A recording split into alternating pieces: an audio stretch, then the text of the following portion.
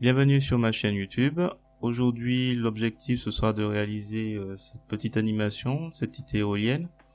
Donc on va partir pour cela de cette image qui se trouve sur Pixabay, où ils ont exposé un parc éolien.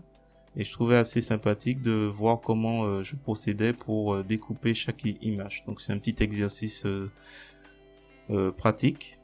Si vous avez une meilleure méthode que celle que je vais vous montrer, je vous invite à me le décrire dans les commentaires. Et sur ce, je vous souhaite un bon visionnage. Allez, c'est parti. L'objectif d'aujourd'hui, c'est de récupérer une image qui se trouve sur Pixabay, parc éolienne. C'est une image en PNG. Donc le damier, ça représente la transparence. Donc on retrouve ici une fois qu'on a ouvert dans l'éditeur d'image GIMP. En allant chercher le fichier image après le téléchargement. Alors première chose que je vais faire, c'est que je vais me débarrasser de la partie damier, la partie transparence, qui ne va pas me servir à grand chose. Donc je vais sur image et je vais faire un découpage futé. Donc il va découper automatiquement les espaces inutilisés. On attend et voilà. Deuxième élément, ce qu'on va faire, c'est qu'on va s'assurer, première chose, que parmi l'affichage, on a bien sélectionné aligné sur le bord du canevas parce qu'on va s'occuper de récupérer chaque image, chaque position d'éolienne pour créer des calques. Donc pour cela, je vais tracer avec l'outil de sélection, cette sélection rectangulaire, donc l'outil de sélection rectangulaire. On remarque que l'image fait 1920 par 429, donc on va entrer 429 en hauteur et 384 en largeur.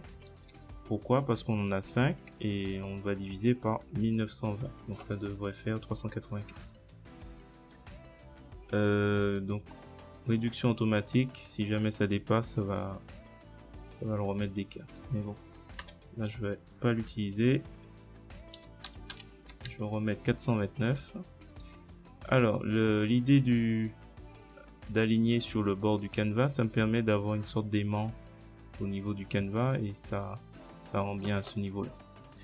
Alors, ce qu'on va faire, c'est qu'on va se rapprocher donc de notre première éolienne et on va tenter de le centrer à peu près, voilà, avec l'aide de lignes de guide. Donc, ligne de guide. Ligne de centre. Donc je positionne à peu près au centre du mât cette ligne. Une fois que je suis sûr, je fais CTRL-C, CTRL-V et nouveau calque. Donc un nouveau calque se place tout en haut. Je vais faire #1 et là je vais faire un clic droit de la souris. Je vais aller alpha vers sélection. Donc il va me sélectionner ma première éolienne. Je vais aller sur l'outil de déplacement et je vais aller sur déplacer quoi? La sélection. Donc là, il va déplacer uniquement la sélection, la précédente. Alors là, je positionne à peu près en me servant, il faut bien regarder, la petite croix au milieu. J'essaie de le positionner au milieu. Une fois que c'est relâché, je clique sur la précédent calque. Je fais CTRL-C, CTRL-V. Nouveau calque, suivant. Ensuite je fais un clic droit sur le calque copié, donc alpha vers sélection, je déplace, toujours même chose, je place à peu près la petite croix au milieu du mât, je relâche, je me repositionne sur le précédent calque, je fais CTRL-C, CTRL-V, nouveau calque, encore deux, clic droit de la souris, alpha vers sélection, l'outil déplacer, je positionne à peu près la petite croix au milieu du mât, je reviens sur le précédent calque, CTRL-C, CTRL-V, nouveau calque, et le dernier. Donc si vous avez une meilleure méthode, je suis partant. Alpha vers sélection,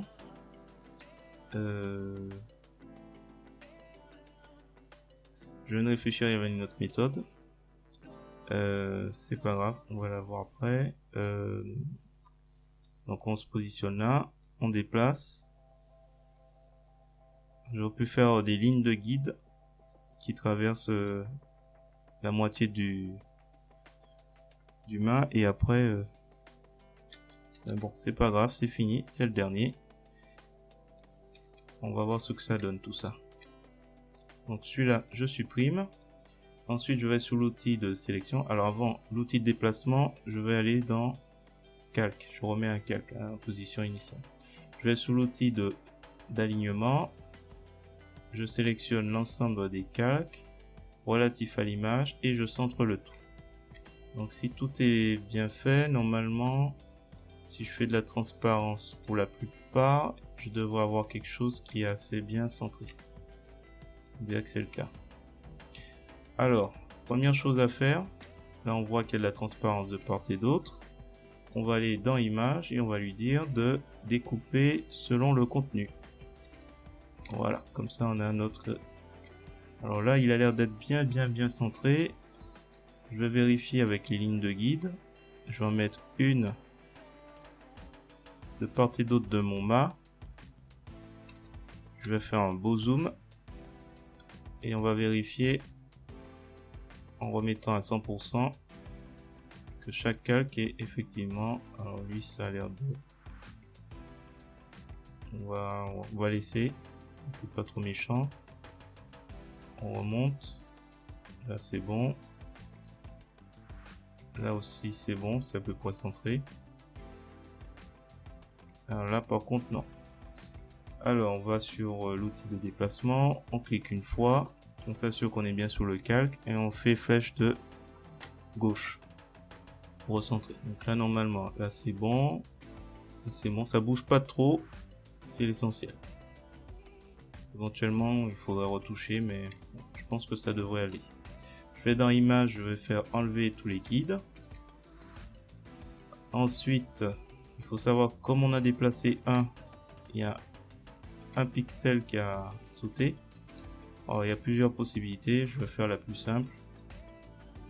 On va juste utiliser la sélection. Je vais retirer le guide. Je fais CTRL-C, CTRL-V. À l'aide de la flèche de mon clavier, je vais aller sur d'abord sur l'outil de déplacement. Je vais cliquer une fois et je vais déplacer pour retirer la sélection.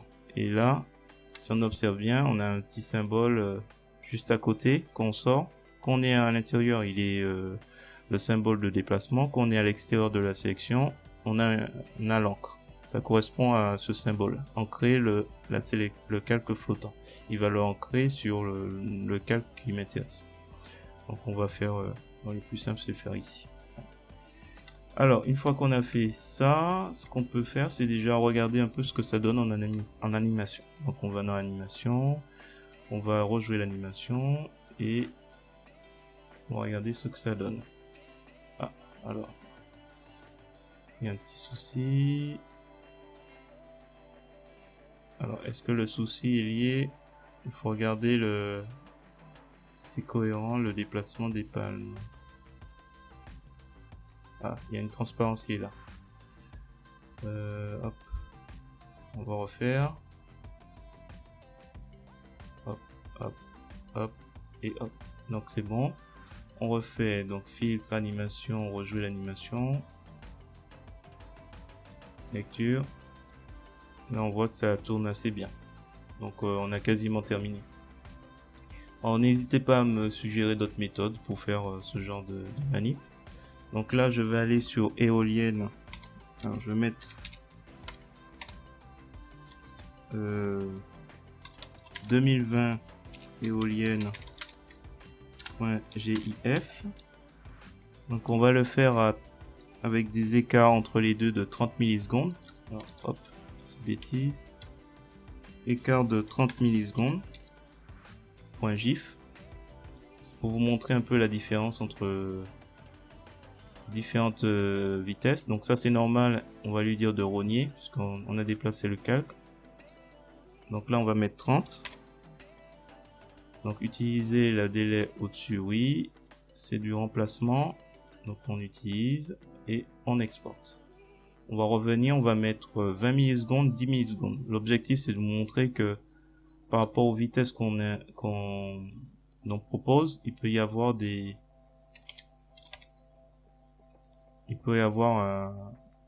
un effet différent. Donc là j'ai mis 20 millisecondes, toujours point GIF pour l'animation, toujours rogné, et là je mets à 20. On exporte.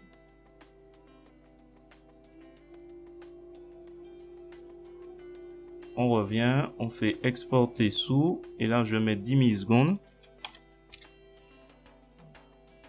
On fait exporter. On fait toujours rogner, et en tant qu'animation, et là on met 10. 10 millisecondes entre chaque image. On fait exporter. Et là maintenant on va aller regarder ce que ça donne. Donc là, pour rappel, ce sont ces 3 images que j'ai générées. Donc 30 millisecondes. Donc voilà l'animation que ça donne. Maintenant 20 millisecondes.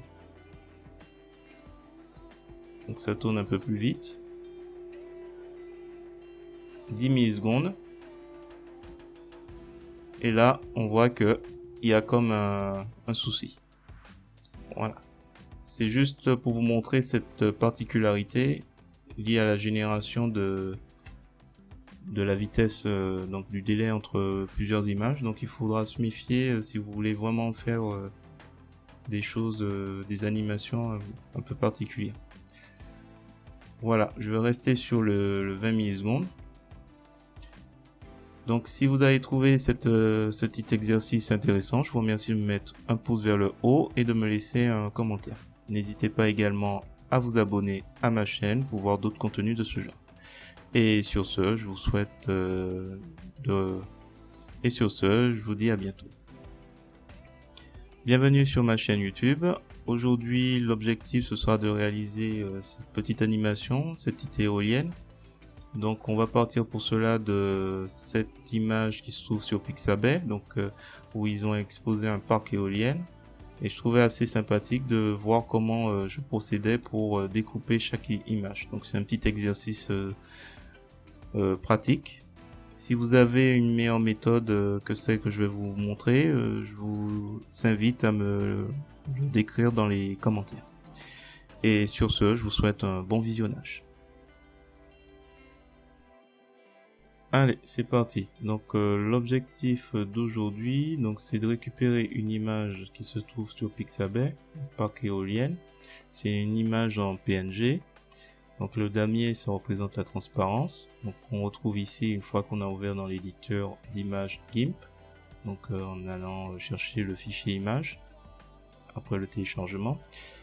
Alors première chose que je vais faire, c'est que je vais me débarrasser de la partie damier, la partie transparence, qui va pas me servir à grand chose. Donc je vais sur image et je vais faire un découpage futé. Donc il va découper automatiquement les espaces inutilisés. On attend et voilà. Deuxième élément, ce qu'on va faire, c'est qu'on va s'assurer, première chose, que parmi l'affichage, on a bien sélectionné aligné sur le bord du canevas, parce qu'on va s'occuper de récupérer chaque image, chaque position d'éolienne pour créer des calques. Donc pour cela, je vais tracer avec l'outil de sélection, cette sélection rectangulaire, donc l'outil de sélection rectangulaire. On remarque que l'image fait 1920 par 429, donc on va entrer 429 en hauteur et 384 en largeur.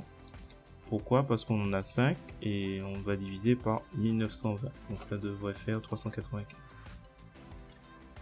Donc réduction automatique, si jamais ça dépasse, ça va le remettre d'écart. Mais bon, là je vais pas l'utiliser. Je vais remettre 429. Alors l'idée d'aligner sur le bord du canevas, ça me permet d'avoir une sorte d'aimant au niveau du canevas et ça rend bien à ce niveau là. Alors, ce qu'on va faire, c'est qu'on va se rapprocher donc de notre première éolienne et on va tenter de le centrer à peu près, voilà, avec l'aide de ligne de guide. Donc, ligne de guide, ligne de centre. Donc, je positionne à peu près au centre du mât cette ligne. Une fois que je suis sûr, je fais CTRL-C, CTRL-V et nouveau calque. Donc un nouveau calque se place tout en haut. Je vais faire #1 et là je vais faire un clic droit de la souris, je vais aller alpha vers sélection, donc il va me sélectionner donc ma première éolienne. Je vais aller sur l'outil de déplacement et je vais aller sur déplacer quoi, la sélection. Donc là il va déplacer uniquement la sélection, la précédente. Alors là je positionne à peu près en me servant, il faut bien regarder la petite croix au milieu, c'est de le positionner au milieu. Une fois que c'est relâché, je clique sur la précédent calque. Je fais CTRL-C, CTRL-V, nouveau calque, suivant. Ensuite, je fais un clic droit sur le calque copié, donc alpha vers sélection. Je déplace, toujours même chose. Je place à peu près la petite croix au milieu du mât. Je relâche, je me repositionne sur le précédent calque, je fais CTRL-C, CTRL-V, nouveau calque, encore deux, clic droit de la souris, alpha vers sélection, l'outil déplacer, je positionne à peu près la petite croix au milieu du mât, je reviens sur le précédent calque, CTRL-C, CTRL-V, nouveau calque, et le dernier. Donc si vous avez une meilleure méthode, je suis partant. Alpha vers sélection, je ne réfléchirai à une autre méthode, c'est pas grave, on va la voir après. Donc on se positionne là, on déplace. J'aurais pu faire des lignes de guide qui traversent la moitié du mât et après bon, c'est pas grave, c'est fini, c'est le dernier. On va voir ce que ça donne tout ça. Donc celui-là, je supprime. Ensuite, je vais sur l'outil de sélection. Alors avant l'outil de déplacement, je vais aller dans calque. Je remets un calque en position initiale. Je vais sous l'outil d'alignement. Je sélectionne l'ensemble des calques relatifs à l'image et je centre le tout. Donc si tout est bien fait, normalement, si je fais de la transparence pour la plupart, je devrais avoir quelque chose qui est assez bien centré. On dirait que c'est le cas. Alors, première chose à faire, là on voit qu'il y a de la transparence de part et d'autre. On va aller dans Images et on va lui dire de découper selon le contenu. Voilà, comme ça on a notre... Alors là, il a l'air d'être bien centré. Je vais vérifier avec les lignes de guide. Je vais en mettre une de part et d'autre de mon mât. Je vais faire un beau zoom. Et on va vérifier en remettant à 100% que chaque calque est effectivement... Alors lui, ça a l'air de... On va laisser. C'est pas trop méchant. On remonte. Là, c'est bon. Là aussi, c'est bon. C'est à peu près centré. Alors là, par contre, non. Alors, on va sur l'outil de déplacement. On clique une fois. On s'assure qu'on est bien sur le calque. Et on fait flèche de gauche. Pour recentrer. Donc là, normalement, là, c'est bon. C'est bon. Ça bouge pas trop. C'est l'essentiel. Éventuellement, il faudra retoucher, mais je pense que ça devrait aller. Je vais dans Images, je vais faire enlever tous les guides. Ensuite, il faut savoir, comme on a déplacé un, il y a un pixel qui a sauté. Alors, il y a plusieurs possibilités, je vais faire la plus simple. On va juste utiliser la sélection, je vais retirer le guide. Je fais CTRL-C, CTRL-V. À l'aide de la flèche de mon clavier, je vais aller sur d'abord sur l'outil de déplacement. Je vais cliquer une fois et je vais déplacer pour retirer la sélection. Et là, si on observe bien, on a un petit symbole juste à côté qu'on sort. Quand on est à l'intérieur, il est le symbole de déplacement. Quand on est à l'extérieur de la sélection, on a l'encre. Ça correspond à ce symbole. Ancrer le calque flottant. Il va le ancrer sur le calque qui m'intéresse. Donc on va faire, le plus simple c'est de faire ici. Alors, une fois qu'on a fait ça, ce qu'on peut faire, c'est déjà regarder un peu ce que ça donne en animation. Donc on va dans l'animation, on va rejouer l'animation et on va regarder ce que ça donne. Ah, alors, il y a un petit souci. Alors, est-ce que le souci est lié? Il faut regarder si c'est cohérent, le déplacement des palmes. Ah, il y a une transparence qui est là. Hop. On va refaire. Hop, hop, hop, et hop. Donc c'est bon. On refait, donc filtre, animation, on rejoue l'animation. Lecture. Là on voit que ça tourne assez bien. Donc on a quasiment terminé. Alors n'hésitez pas à me suggérer d'autres méthodes pour faire ce genre de manip. Donc là je vais aller sur éolienne. Alors je vais mettre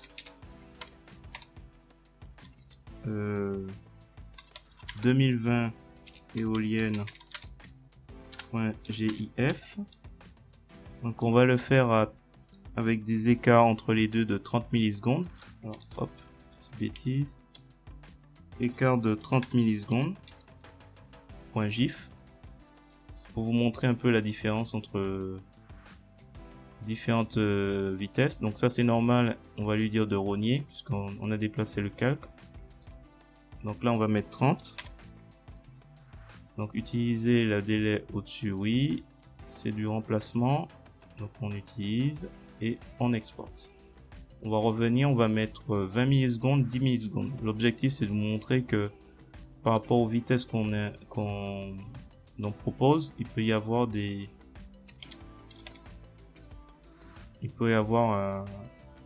un effet différent. Donc là j'ai mis 20 millisecondes, toujours .gif pour l'animation, toujours rogner, et là je mets à 20. On exporte, on revient, on fait exporter sous, et là je vais mettre 10 millisecondes. On fait exporter, on fait toujours rogner, et en tant qu'animation, et là on met 10 millisecondes entre chaque image. On fait exporter. Et là maintenant on va aller regarder ce que ça donne. Donc là pour rappel, ce sont ces trois images que j'ai générées. Donc 30 millisecondes. Donc voilà l'animation que ça donne. Maintenant 20 millisecondes. Donc ça tourne un peu plus vite. 10 millisecondes. Et là, on voit que il y a comme un souci. Voilà. C'est juste pour vous montrer cette particularité liée à la génération de la vitesse, donc du délai entre plusieurs images. Donc il faudra se méfier si vous voulez vraiment faire des choses, des animations un peu particulières. Voilà, je vais rester sur le 20 millisecondes. Donc si vous avez trouvé ce petit exercice intéressant, je vous remercie de me mettre un pouce vers le haut et de me laisser un commentaire. N'hésitez pas également à vous abonner à ma chaîne pour voir d'autres contenus de ce genre. Et sur ce, je vous dis à bientôt.